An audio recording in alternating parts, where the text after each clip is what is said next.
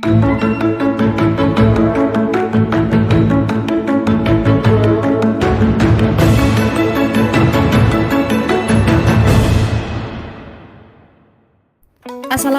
warahmatullahi wabarakatuh. Salam hebat Bapak Ibu Guru Penggerak. Perkenalkan, nama saya Yeni Sri Amriani SPDI. Saya guru SD Negeri Gedubang Jawa dan saya calon guru penggerak angkatan 11 Kota Langsa. Pada kesempatan kali ini, saya akan menampilkan tugas dari 1.1.h demonstrasi kontekstual modul 1.1. Di sini saya akan menampilkan sebuah komik digital yang berjudul Semangat Bu Khaira yang selalu ingin tahu. Selamat menyaksikan. Selamat pagi Bu Khaira. Ngapain tuh ngumpet-ngumpet di situ? Aduh, rupanya Bu Saudah. Kaget saya. Ada apa ya Bu? Kok sepertinya main peta umpet? Begini Bu, saya heran melihat Bu Yeni mengajar kemarin. Beliau tidak memberikan hukuman terhadap siswa yang tidak mengumpulkan tugas. Loh, kok bisa ya Bu? Itulah Bu, Bu Yeni cuma menasihati muridnya, lalu disuruh kembali mengikuti pelajaran tanpa diberikan hukuman. Assalamualaikum ibu-ibu semuanya. Ada apa ini? Kok kelihatan lagi seru banget? Kalau boleh tahu, lagi membahas apa ini? Begini Bu Yeni, saya masih penasaran dengan sikap Ibu Yeni kepada anak murid yang tidak membuat tugas. Kok tidak Ibu berikan hukuman? Bukankah pemberian hukuman itu harus dilakukan agar anak-anak ada efek jera dan takut, sehingga mereka tidak berani untuk tidak mengumpulkan tugas? Begini Bu Khaira dan Ibu Saudah, dulu ketika saya duduk di bangku sekolah dasar, saya pernah tidak menyelesaikan tugas. Dan saya dihukum mengutip sampah di pekarangan sekolah. Dan pada saat itu teman-teman saya melihat saya dan menonton ketika diberi hukuman. Dan dengan kejadian itu saya merasa sangat malu sekali. Lalu apa hubungannya dengan sekarang Bu Yeni? Itu kan kejadian lama sekali. Dan Ibu Yeni sekarang sudah menjadi guru. Begini Bu Khaira, menurut pemikiran Ki Hajar Dewantara, pendidikan itu harus berpusat atau berpihak pada murid. Menurut saya, mari kita ganti hukuman dengan konsekuensi, jangan menghukum murid dengan hal-hal yang tidak relevan dengan perbuatan yang dilakukan. Karena hal itu bisa memunculkan rasa kebencian dan balas dendam. Nah, seperti contoh, murid yang tidak membuat tugas. Konsekuensinya, dia tidak akan dapat penilaian. Jadi, murid bisa mengerjakan tugas yang belum selesai itu dengan tidak ikut jam istirahat. Lalu, bagaimana kolerasinya dengan pemikiran Ki Hajar Dewantara seperti yang Bu Yeni jelaskan tadi? Maaf Bu ya, saya kayaknya masih sedikit belum paham nih. Baik Bu Khaira, sini biar saya jelaskan. Hendaknya kita sebagai pendidik bisa menuntun murid-murid kita dengan budi pekerti yang baik. Jika anak dididik dengan kekerasan, maka yang terjadi adalah anak tersebut akan menjadi pembangkang dan pemarah. Karakter-karakter buruk yang seharusnya kita samarkan malah akan tampak atau muncul ketika mereka dididik tidak sesuai dengan kodratnya.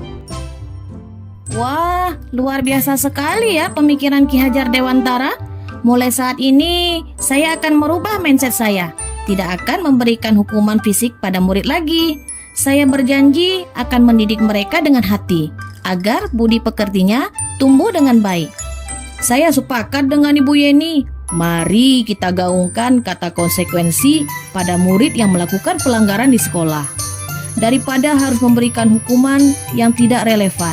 Luar biasa Bu Yeni, Ibu sudah membuka pikiran kami yang dari dulu masih terjajah dengan cara-cara mengajar seperti penjajah.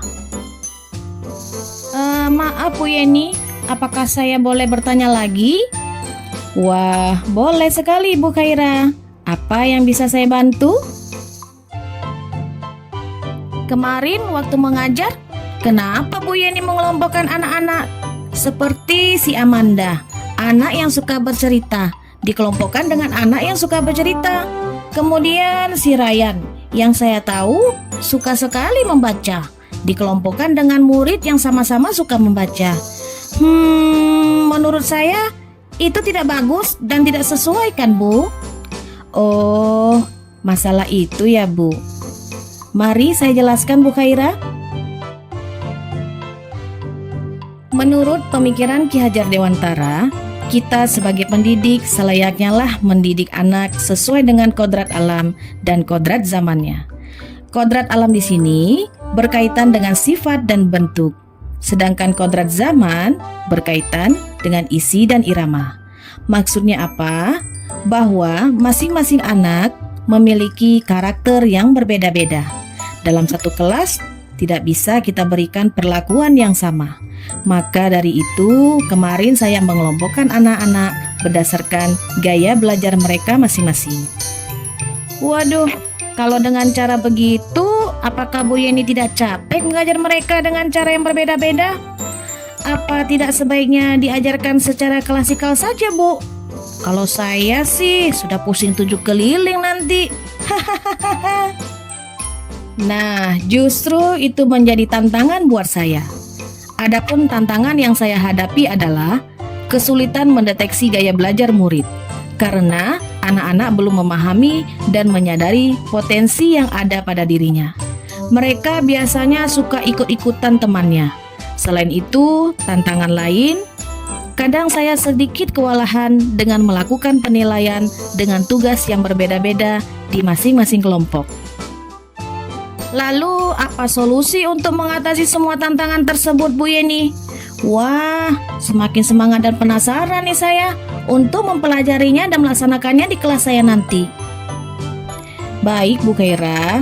Jadi, solusi yang bisa saya ambil di sini, saya biasanya meredam emosi-emosi saya untuk lebih bersabar dan menuntun anak-anak mengetahui bakat dan minatnya. Ya, walaupun itu tidak mudah, tapi saya yakin saya pasti bisa.